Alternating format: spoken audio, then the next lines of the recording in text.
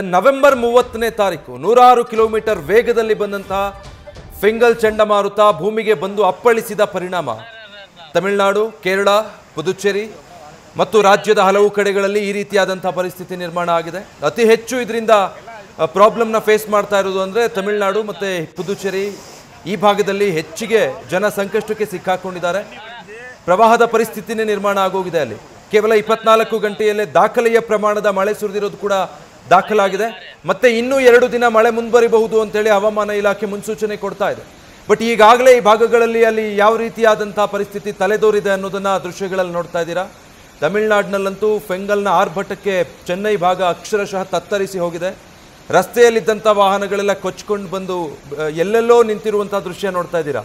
ಅದು ಕೂಡ ಬೈಕು, ಕಾರುಗಳು ಮಾತ್ರ ಅಲ್ಲ, ದೊಡ್ಡ ದೊಡ್ಡ ಬಸ್ಗಳೇ ಪ್ರವಾಹದ ಹೊಡೆತಕ್ಕೆ ಈ ರೀತಿ ಕೊಚ್ಕೊಂಡು ಬಂದಿದೆ.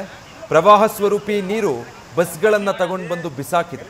ಮತ್ತೊಂದು ಕಡೆ ಪುದುಚೇರಿಯಲ್ಲಿ ಜನ ಬೇಗ ಬೇಗ ಮನೆಗಳು ಖಾಲಿ ಮಾಡ್ತಿದ್ದಾರೆ.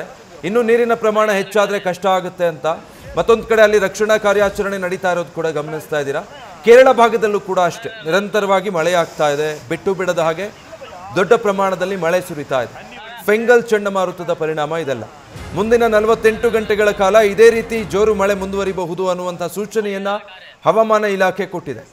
ಎಷ್ಟು ಸಾಧ್ಯವೋ ಅಷ್ಟು ಮುನ್ನೆಚ್ಚರಿಕಾ ಕ್ರಮಗಳನ್ನು ಕೈಗೊಳ್ಳಲಾಗಿತ್ತು. ಆದರೆ ಈಗಾಗಲೇ 11 ಸಾವಾಗಿದೆ ಅನ್ನುವಂಥ ಮಾಹಿತಿ ಕೂಡ ಅಧಿಕೃತವಾಗಿ ಲಭ್ಯ ಆಗ್ತಾ ಇರುವಂಥದ್ದು. ಈ ಪುದುಚೇರಿ, ತಮಿಳುನಾಡು ಭಾಗದಲ್ಲಿ ಪ್ರವಾಹ ಸೃಷ್ಟಿಯಾಗಿರೋದ್ರಿಂದ ಭೀಕರ ಪ್ರವಾಹಕ್ಕೆ ಈಗಾಗಲೇ 11 ಮಂದಿ ಸಾವನ್ನಪ್ಪಿದ್ದಾರೆ. ಯಾರ್ಯಾರು ಈ ರೀತಿ ಸಂಕಷ್ಟದಲ್ಲಿ ಸಿಲುಕಿದ್ದಾರೋ ಅಂಥವರನ್ನೆಲ್ಲ ರಕ್ಷಣೆ ಮಾಡೋದಕ್ಕೆ NDRF ಸಿಬ್ಬಂದಿ ನಿರಂತರವಾಗಿ ಅಲ್ಲಿ ಕಾರ್ಯಾಚರಣೆ ನಡೆಸ್ತಾ ಇದ್ದಾರೆ. ಮಳೆ ಇನ್ನೂ ಮುಂದುವರಿತಾನೆ ಇದೆ. ಮಳೆ ಜೊತೆಗೇನೆ ಈ ಕಾರ್ಯಾಚರಣೆಯೂ ಕೂಡ ನಡೀತಾ ಇದೆ.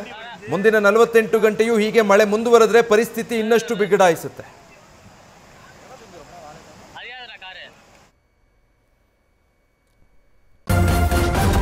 ನ್ಯೂಸ್ ಫಸ್ಟ್ ನಿರ್ಭೀತಿಯಿಂದ ನಿಮ್ಮ ಪರವಾಗಿ.